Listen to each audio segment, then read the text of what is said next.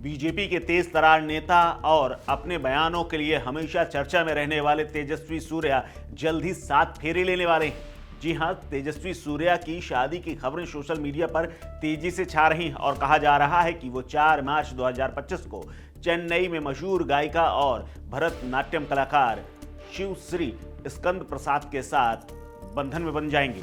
बेंगलुरु में ये भव्य आयोजन होगा जिसमें बड़े बड़े नेता शामिल होंगे। तेजस्वी बेंगलुरु दक्षिण से सांसद हैं और बीजेपी युवा मोर्चा के अध्यक्ष भी हैं।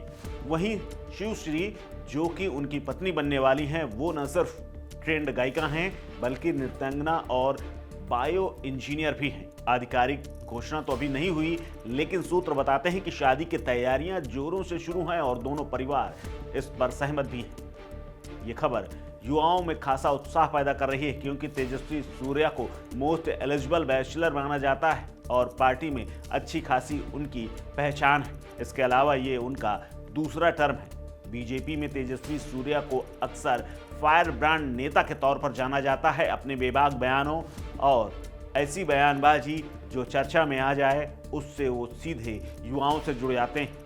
वो 16 नवंबर 1990 को कर्नाटक के चिंगमंगलूर जिले में पैदा हुए थे। उनके पिता सरकारी कर्मचारी हैं, मां शिक्षिका हैं। लेकिन तेजस्वी की शुरुआती पढ़ाई के बाद ही राजनीति में इतना इंटरेस्ट बढ़ गया कि उन्होंने बेंगलुरु में पढ़ाई की। उसके बाद national law school of India university से कानून की डिग्री हासिल की। इसके बाद एबीवीपी से जुड़ गए और राजनीतिक सफर की यहीं से शुरुआत हो गई।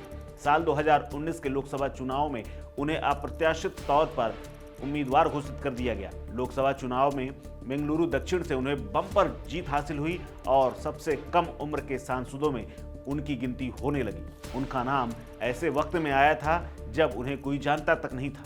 सिर्फ सोशल मीडिया पर तमाम उनके भाषण वायरल होते रहते थे। साल 2020 में उन्हें बीजेपी युवा मोर्चा का राष्ट्रीय अध्यक्ष बना दिया गया, जो कि कभी अनुराग ठाकुर के पास ये पद हुआ करता था। तेजस्वी सूर्या की पहचान यहाँ से और बढ़ी।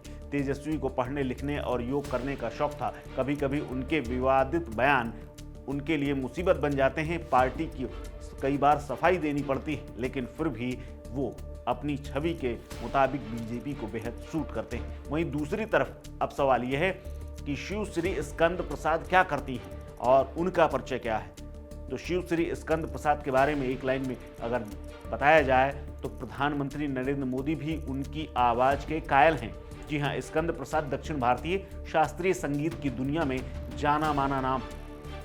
फिल्मों में भी वो गाना गा चुकी हैं। वो कर्नाटक संगीत गायिका होने के साथ साथ ट्रेंड भरतनाट्यम की नृत्यांगना हैं और उनकी शिक्षा भी काफी प्रभावशाली है। वो बायो इंजीनियरिंग में उन्होंने बीटेक कर रखा है। इसके बाद उन्होंने चेन्नई विश्वविद्यालय में भरतनाट्यम में एमए और चेन्नई संस्कृत कॉलेज से संस्कृत में भी एमए कर रखा है। सोशल मीडिया पर वो काफ़ी एक्टिव हैं। शिवश्री की फैन फॉलोइंग भी अच्छी खासी है। उनके यूट्यूब चैनल पर भी 2 लाख से ज़्यादा सब्सक्राइबर हैं और संगीत के अलावा उन्हें साइकिलिंग और ट्रैकिंग पसंद है।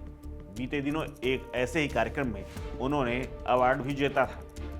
इसके अलावा फिल्मों की बात करें तो पेन्नियन सेल्वम भाग 2 में उन्होंने एक कन्नड़ संस्करण का गाना भी गाया था, जिससे उन्हें खूब चर्चा मिली थी। पिछले साल राम मंदिर की प्राण प्रतिष्ठा के दौरान जब पूरे देश में तमाम गायक राम की स्तुतियां गा रहे थे, भजन गा रहे थे, उसी दौरान शिवश्री ने पूजी सेलेंडे हुगला पाठ इसका वीडियो बनाया था, जो कि सोशल मीडिया पर खूब वायरल हुआ था। इस गाने को सिंगर शिवश्री स्कंद प्रसाद ने शानदार तरीके से गाया और इसे खूब शेयर किया गया। इस गाने को सुनकर प्रधानमंत्री नरेंद्र मोदी ने भी गायिका शिवश्री स्कंद प्रसाद की खूब तारीफ की थी और बाकायदा इसको शेयर भी किया था।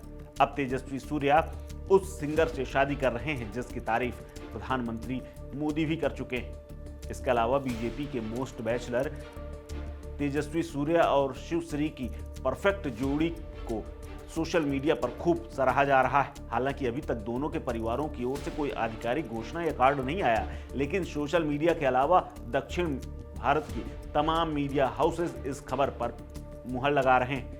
यहाँ तक वहाँ से खबर यह भी है कि शादी की तैयारियां जोर शोर से शुरू हो चुकी हैं और शॉपिंग तक भी। दोनों जल्द ही शादी के बंधन में बंधेंगे और इसकी आधिकारिक पुष्टि भी जल्द हो जाएगी। इस खबर में फिलहाल इतना ही। अपडेट्स के लिए बने रहिए वन इंडिया हिंदी के साथ। नमस्कार।